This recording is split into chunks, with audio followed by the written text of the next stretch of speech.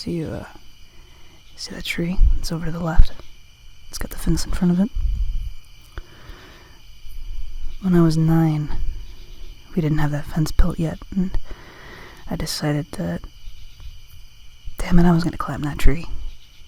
Because, you see how it doesn't have a lot of low branches, right? So it was like a challenge, yeah? So one day, I went over there. I went over there with a rope, and I decided that what I was going to do was I was going to throw one end of that rope over one of those tall branches. I was going to tie a knot. And then somehow that knot was going to be secure at the base of that branch, and I was going to climb up to it. And that way I'd be able to climb the tree. Well, I took the rope, and my lack of knowing how to tie knots, and I tied what I thought was a pretty good knot on that tree. And I got pretty decent up. I got maybe 5 or 6 feet up off. And then the knot came loose. And I fell and landed flat on my back on that tree root, that one that's sticking out right there. Landed right on that thing. And for the first time in my life, I laid down and I looked at the sky, and I wondered if that was what it felt like to die. No, it hurt. It hurt a lot. No, of course I didn't tell my parents. Are you kidding me? It was only after I got hurt that I realized what a stupid idea it was. Yeah. Well, it's those things that kids do that whenever you're younger, you think you're invincible.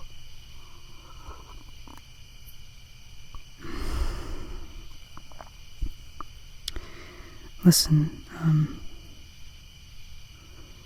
I wanted to thank you for coming with me, to see my parents. I know that it wasn't exactly the easiest decision for you, or something that you thought you could do right now, but I'm really happy you came. I know it wasn't totally my parents. It's being out in a small town in the middle of nowhere, and you don't really have any kind of guarantees that people are going to be okay with us, and I get that. Believe me, I grew up here, I get that. But it hasn't been too bad, right? I told you my parents would love you.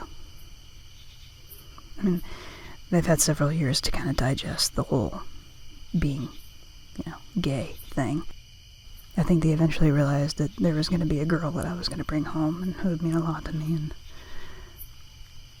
I don't know, I think you guys seem like you've gotten along pretty well. Do you think so?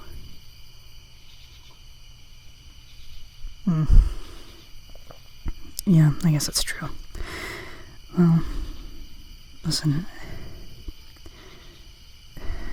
I'm not going to try and pick sides or anything, but my mom is definitely doing a lot better than I thought she was going to. Not that I thought that she was going to be mean to you or anything, but she took it harder than Dad did. She won't admit that, but it took her a little while to warm up to the idea, and I was a little nervous bringing you in, but I think now that she's had a chance to see the two of us here and happy that she likes you. I do. I think she likes you a lot. I mean, she likes you enough to make some sun tea, and you've had 4 glasses of that, so... I told you it was good stuff. You can try and make sun tea in the city all you want, but you just don't get it the same way you do out in the country. I mean, look at this. Look at this view. I'm sitting out here on a summer night with my girlfriend on the front porch of a house in the middle of nowhere.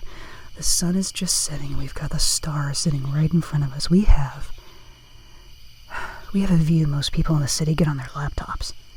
It's right in front of us. And I know that the city would kind of be a more comfortable place for us, but I miss stuff like this. And I really wanted to have a chance to share it with you.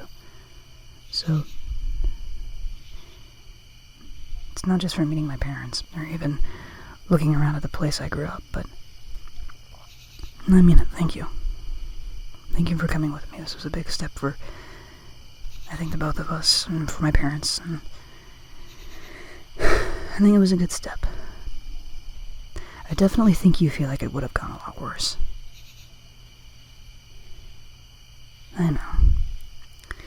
Look, I'm not gonna pretend like I don't know what it's like to be that person. I mean, we still haven't met your parents, and God knows I'm nervous about that. No, of course I'm nervous about meeting your parents. It's exactly what I'm talking about, right there. Because you're very confident that your parents are gonna love me, like I was really confident that my parents were gonna love you. And here we are in these kind of role reversal situations. Yeah, okay, you see what I mean? Yeah, So, and what are we doing?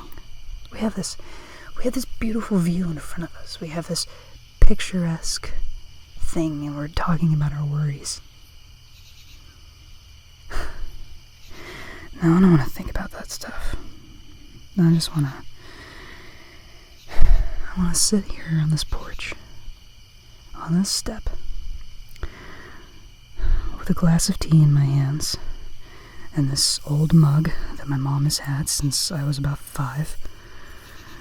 They don't get new mugs very often, no. Maybe that's what I should get them from now on for Christmas gifts, just new mugs, because seriously, the chip that's on the handle of this thing, I think, has poked my skin 7 or 8 times. I can't imagine her getting rid of it. We're talking about all this stuff that's making us nervous, and all I want to do is just sit here and enjoy the evening with you. And you say we get back to doing that, huh? Yeah, I know. I probably brought it up, so I'm sorry too.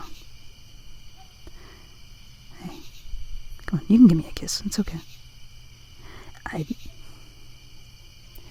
don't know if they mind or not, but to be quite honest with you, I don't really care. I really don't. Come here, give me a kiss. Come here. That's better.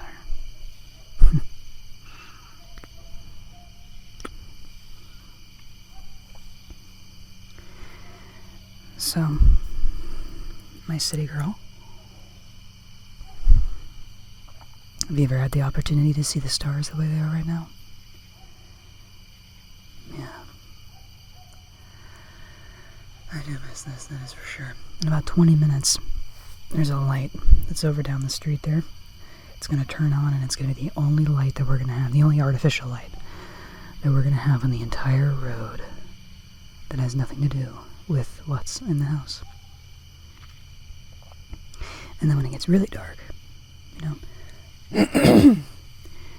when it gets really dark, closer to like midnight and stuff, if you're awake enough, you'll be able to hear some howling and some wolves out in the night. Yeah, there's wolves around here. Well, yeah, that's why we have Sadie.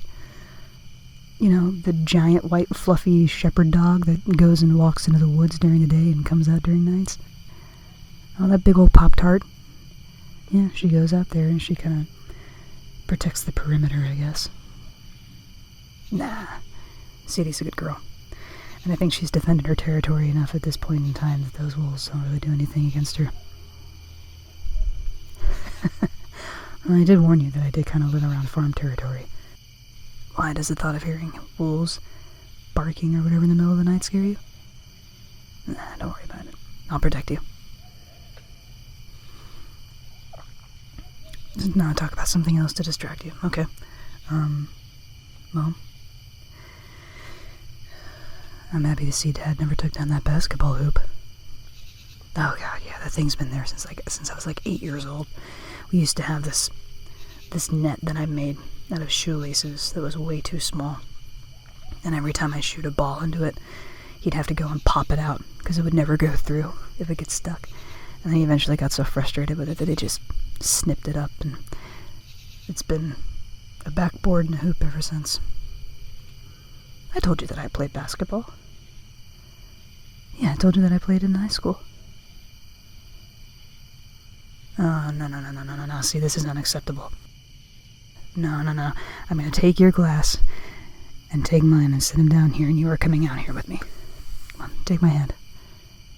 No, I'm not going to do anything embarrassing. I refuse to believe that you've never touched a basketball in your life. Oh, so you have touched a basketball in your life. Okay. How about this? You give me one opportunity and show me what you got. Oh, come on. Oh, don't blush. I'm asking for one opportunity. That's all I want. Come on here. And see?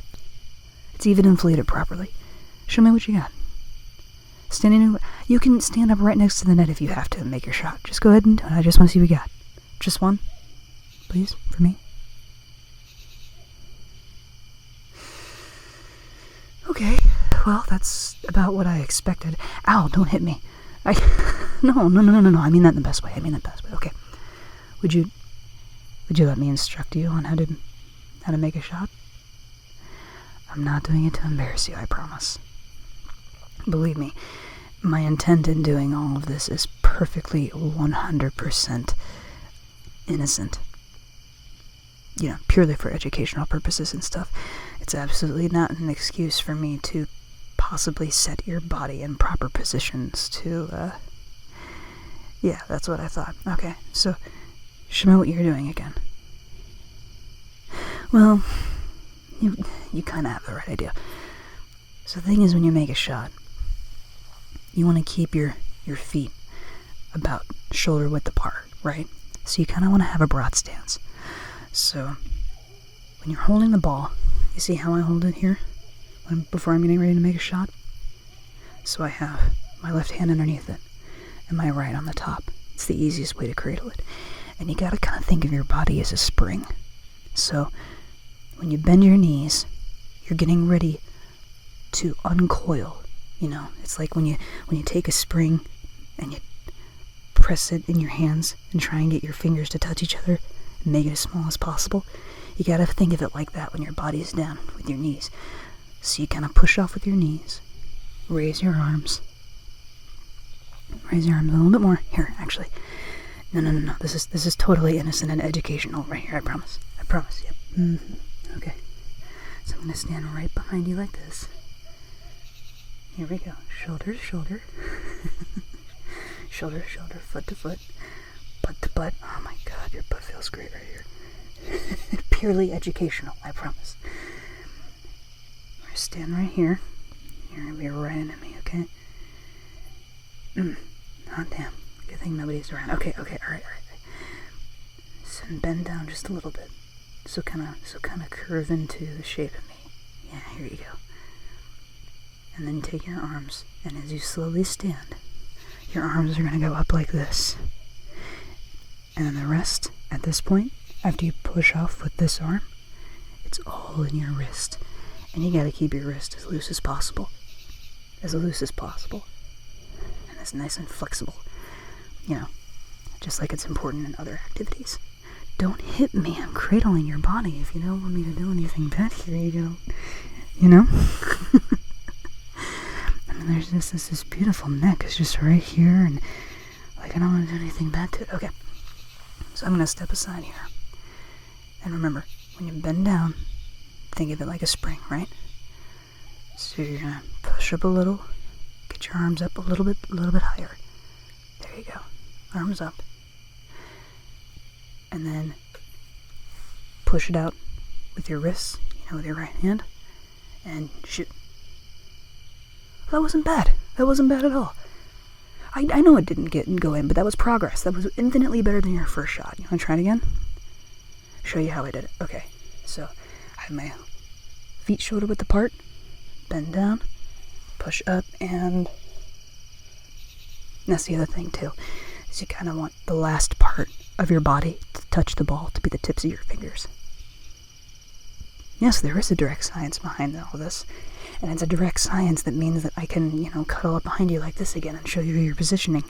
No, this is totally educational right now. I don't know what you're talking about. All these little nuzzles I'm doing against your neck right now. Yep, completely completely educational. I don't know what you're talking about. Okay. Take deep breaths. I can feel your heart pounding. That's not good. You can't be anxious when making shots like these. You gotta breathe. You gotta calm down and slow down the moment. Slow it all down. Okay. I'm gonna take a step back. Bend down. Move your arms and then shoot. Okay, try it again. Hey! That's my girl.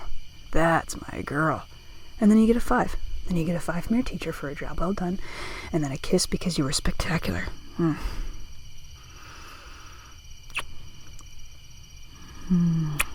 And because you didn't cave under peer pressure to make out with your hot instructor while she was trying to do sinful things by posing behind you in the front of helping you shoot a basketball. Come here. Let's see. I told you everything would be okay. What do you say we finish up our tea and watch the stars come out, and then afterwards we can go back inside and,